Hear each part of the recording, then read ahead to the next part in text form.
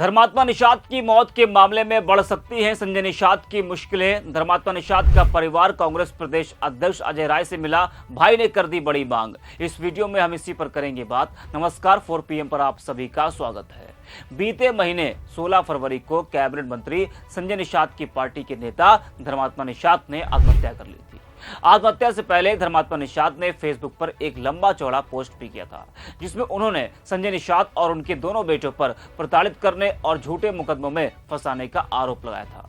धर्मात्मा निषाद की मौत ने प्रदेश की सियासत गरमा दी थी, क्योंकि आरोप था कैबिनेट मंत्री संजय निषाद पर। इसलिए विपक्ष को यह बड़ा मुद्दा मिल गया बीजेपी और उसकी सहयोगी पार्टी को घेरने का। वहीं इस घटना को 1 महीने से ज्यादा का समय हो चुका है, लेकिन संजय निषाद और उनके बेटे आराम से घूम रहे हैं। परिवार की नाराजगी यही है कि जब धर्मात्मा ने पोस्ट में साफ तौर पर संजय निषाद और उनके दोनों बेटों का जिक्र किया था, आरोप लगाया था, तो पुलिस स्पष्ट जांच क्यों नहीं कर रही है? क्या पुलिस पर कोई दबाव है? इस तरह के जो सवाल है वो धर्मात्मा निषाद के परिवार कर रहे हैं। निषाद पार्टी के कार्यकर्ता की मौत पर सियासत अभी भी जारी है। परिवार को इंसाफ न मिलता देख विपक्ष धर्मात्मा के परिवार के साथ खड़ा दिख रहा है। कांग्रेस प्रदेश अध्यक्ष अजय राय ने धर्मात्मा के परिवार से मुलाकात की। जी हाँ, आपको बता दें कि मृतक धर्मात्मा निषाद के परिवार ने कांग्रेस पार्टी से मदद की गुहार लगाई थी, जिसके बाद धर्मात्मा निषाद का परिवार लखनऊ स्थित कांग्रेस कार्यालय पहुंचा। उन्होंने कांग्रेस के प्रदेश अध्यक्ष अजय राय से मुलाकात की। इस मौके पर अजय राय ने सवाल किया कि क्या आखिर मंत्री के खिलाफ कार्रवाई क्यों नहीं हो रही है। आरोप लगाया कि डॉक्टर संजय निषाद की पार्टी बढ़ी, लेकिन धर्मात्मा का परिवार तबाह हो गया। इस दौरान धर्मात्मा के भाई परमात्मा निषाद ने भी आरोप लगाया कि मंत्री डॉक्टर संजय निषाद ने साजिश करके उन्हें रास्ते से हटाने का काम किया है। टिकट के लिए 6 करोड़ रुपए मांगा गया था, लेकिन वे नहीं दे पाए। भाई ने बताया कि धर्मात्मा चुनाव लड़ना चाहता था, ऐसे में संजय निषाद ने साजिश की, इतना प्रताड़ित किया कि उन्होंने जान दे दिया। मैंने तहरीर दी है, लेकिन कोई कार्रवाई नहीं हो रही है। जरा आप भी सुनिए अजय राय और धर्मात्मा निषाद के भाई क्या कुछ कह रहे हैं। आप सभी मीडिया भाइयों से मैं कहना चाहता हूँ, ये न्याय अब आप लोग के हाथ में। मैं थक चुका हूँ। मैं आदरणीय बड़े भैया जी के पास आया हूँ, कुछ लेकर के यहाँ से आया था। भैया ने मेरा साथ देने का काम किया। बताइए मेरा भाई क्या कसूर था? मेरा भाई अपनी प्रॉपर्टी बेच करके गाड़ी लिया था। मेरा भाई अपनी प्रॉपर्टी बेच कर चलता था। अगर क्या कसूर था मेरे भाई की जान ले ली? गाड़ी जो मैं पूछना चाहता हूँ डॉक्टर संजय निषाद से, जिस टाइम मेरा भाई मरा था उस टाइम डॉक्टर संजय निषाद 8 साल जो सबसे अत्याचार वाला 8 साल रहा है, उसका जीता जागता उदाहरण आज ये धर्मात्मा का परिवार यहाँ बैठा है। और ये परिवार दुखी है, जो जिसका बच्चा भी चला गया, पति भी चला गया, बाप भी चला गया। जब उस टाइम मेरे भाई दिल्ली रहा करते थे, वहाँ पे प्राइवेट जॉब कर रहे थे वो, तो ये डॉक्टर संजय निषाद और उसका लड़का परवीन निषाद दिल्ली में जाते हैं, मुलाकात करते हैं मेरे भाई से। इनको मालूम था ये लड़का लड़ाकू है और पॉलिटिक्स करने लायक है, इसको उत्तर प्रदेश में लाया जाए, अपनी पार्टी में इसको किया जाए, ये लोगों को जागरूक करेगा, लोगों को इकट्ठा करेगा। तो मेरे भाई ने दिल्ली छोड़ करके उत्तर प्रदेश में आने का काम किए। उसके बाद में जनाधार जब मेरा भाई बोलते हैं 312 से मैं चुनाव लड़ना चाहता हूँ, तो ये डॉक्टर संजय निषाद कहता है चलो ठीक है, तुम चुनाव लड़ने लायक हो, क्या तुम 6 करोड़ रुपया दे सकते हो? तो मेरे भाई कहते हैं क्या बाबूजी हर काम पैसे से होता है?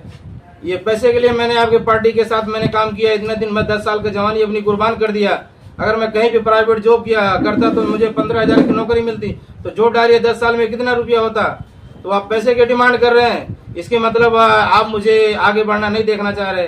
तो जो भी इन्होंने कहा था डॉक्टर संजय निषाद ने और इसके लड़के परवीन निषाद और श्रवण निषाद, जो भी इन्होंने कहा था सारा रिकॉर्ड था मेरे भाई के मोबाइल में, सारे रिकॉर्ड अभी इनके खिलाफ मिल रहे हैं। चूंकि प्रशासन में बैठे लोग हैं, ये सरकार कहती है भ्रष्टाचारों की सरकार नहीं है, गुंडों की सरकार नहीं है। ये बताइए मेरा भाई क्या कसूर था? मेरा भाई अपनी प्रॉपर्टी बेच करके गाड़ी लिया था। मेरा भाई अपनी प्रॉपर्टी बेच कर चलता था। अगर क्या कसूर था मेरे भाई की जान ले ली? गाड़ी जो मैं पूछना चाहता हूँ डॉक्टर संजय निषाद से, जिस टाइम मेरा भाई मरा था उस टाइम डॉक्टर संजय निषाद कह रहा था कि प्रेस कॉन्फ्रेंस करके कि झूठे झूठे अफवाह फैलाता था। मैंने उसको दिखाने का काम किया कि देख लीजिए, वो बोल रहा था झूठे के बाहर से लोग ताले मारे थे। मैं भैया वो ऑटोमेटिक लॉक होता जो होटलों में लगता है, वही लोग उनके कमरे में लगा हुआ था। वो अंदर से कमरा बंद करके सुसाइड किए थे।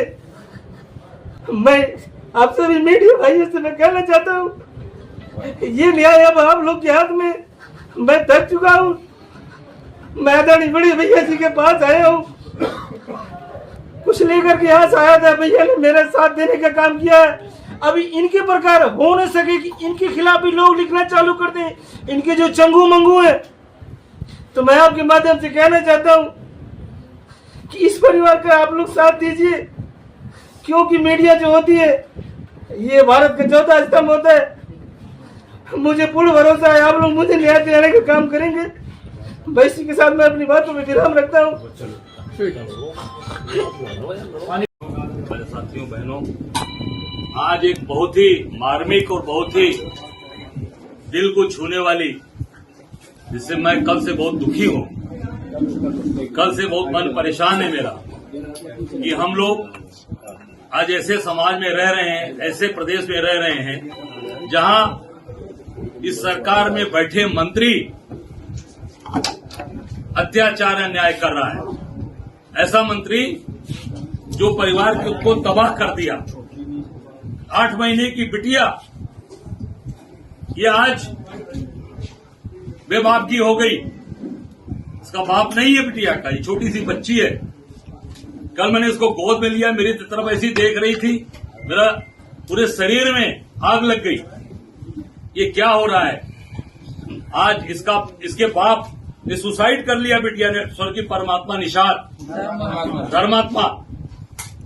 धर्मात्मा ने सुसाइड कर लिया। और किसका? ये जो मंत्री है इनके सरकार में, जो 8 साल बेमिसाल का प्रेस किया अभी योगी जी ने, उनके ही सरकार में मंत्री बैठा, कैबिनेट मिनिस्टर, उनके ही प्रताड़ना से, उनके पूरी तरीके से प्रताड़ना की वजह से आज उस बच्चे ने सुसाइड कर लिया। उनका कार्यकर्ता, और मैं समझता हूं कि इनके अभी पूरे परिवार के लोग यहां बैठे हैं। ये कल आए थे मेरे पास, जो अत्याचार अन्याय किया है। ये महाराजगंज के रहने वाले हैं, नरकटहा बाजार के रहने वाले, और ये लगातार 4 महीना हो गया, मुझे लगता है फरवरी में घटना घटी है। 16 फरवरी मार्च, जो आज ये चल रहा है इस समय, और 4 लोगों के खिलाफ इन लोगों ने उसमें सारी लिख के दिया है, और अभी तक कोई एफआईआर दर्ज नहीं हुई, कोई मुकदमा नहीं दर्ज हुआ, जो कि रिकॉर्डेड है। कोई अब कार्रवाई नहीं हुई, दर की ठोकरें ये परिवार खा रहा है। आज इनकी मां बैठी है ये सामने, चंद्रज्योता देवी, ये बता रही हैं कि इनकी जमीन, इनके गहने, इनके जमीन तक गिरवी रख लिए गए। अंजनी इनकी जो पत्नी है, निषाद पत्नी है, कृष्णविका बच्ची है, और इनका जो भाई है परमात्मा, ये बैठा है।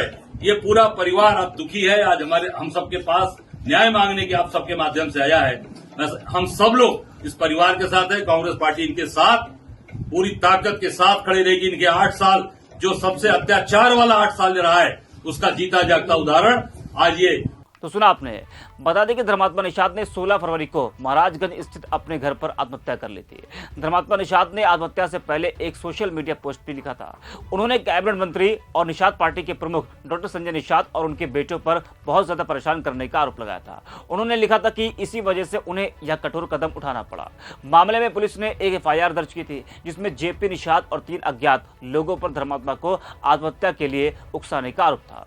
धर्मात्मा के बड़े भाई परमात्मा निषाद आरोप लगा रहे थे कि बड़े अधिकारियों ने भय और दबाव देकर डॉक्टर संजय निषाद और उनके दोनों बेटों का नाम एफआईआर से निकाल दिया और सिर्फ जयप्रकाश निषाद को ही नामजद किया, जबकि उन्होंने अपने भाई की फेसबुक पोस्ट के आधार पर डॉक्टर संजय निषाद, उनके दोनों बेटों व जयप्रकाश को नामजद करते हुए पनियारा थाने में तहरीर दी थी।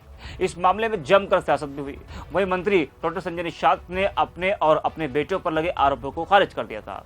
उन्होंने धर्मात्मा की मौत की पूरी जांच की मांग की थी। वहीं जब संजय निषाद के बेटे धर्मात्मा निषाद के परिवार से मिलने पहुंचे थे तो उनका वहां पर जमकर विरोध हुआ और गुस्साए लोगों ने संजय निषाद के बेटे को भगा दिया था। तो इस वीडियो में इतना ही। आप देखते रहिए 4 PM।